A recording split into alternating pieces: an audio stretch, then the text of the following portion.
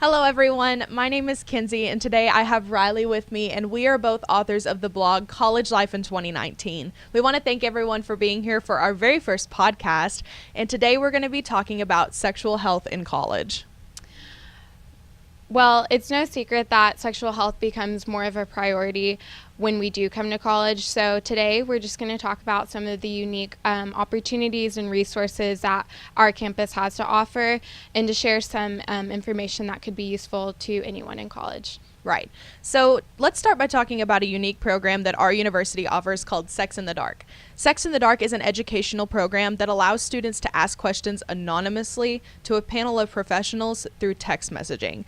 This event normally happens on Sexual Health Awareness Week on our campus. I think this is such a unique and creative way to really get some important questions out in the open that are embarrassing to ask sometimes. That's very true. I think it's a great way to not only educate, but to keep people safe and healthy when it comes to any form of sexual interaction. So speaking of sexual health, I heard that Denim Day is coming up at the end of April. It is, and we actually just got done talking about this in one of my recent meetings. Denim Day is a day we recognize for sexual assault awareness. It's a day that was started due to a ruling in the Italian Supreme Court that did not rule in the favor of a woman who was a victim of rape due to the fact that she was wearing skinny jeans.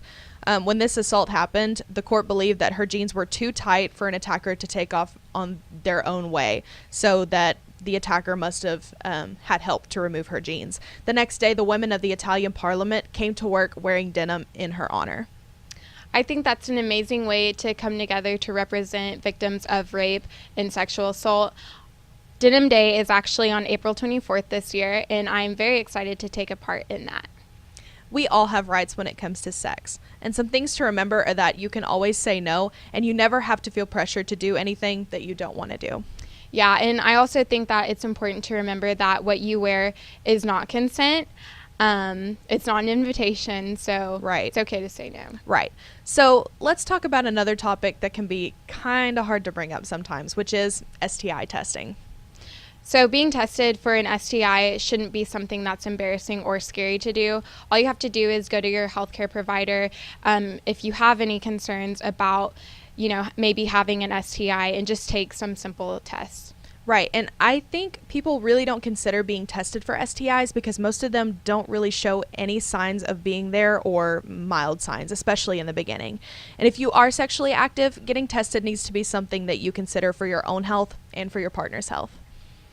Yeah, so I think we should end this podcast by giving just some tips on sex in college. So number one is that you should know that you always have a choice.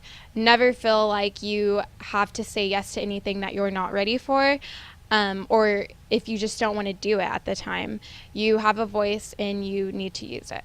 Number two, it's perfectly okay to not want to have sex while you're in college. Just because other people are sexually active doesn't mean that you have to be.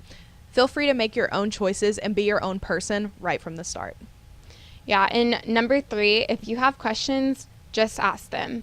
Find a healthcare provider or other sexual health professionals that you're comfortable with and get answers. Take advantage of your university's events, especially on Sexual Health Awareness Week. And last, don't be scared to be tested for STIs. We may not hear about them often, but they are more common than you think. The tests are really simple, and knowing is way better than wondering. Well, that's all the time that we have for today. As always, feel free to leave your comments below the video, and below the video, we're also going to be providing some more information about sexual health. Yeah, feel free to copy the URL and share it to your social media. If you know a soon-to-be college student that could benefit from reading our blog, let them know as well. Thank you for joining us today on College Life in 2019. Thanks, everyone.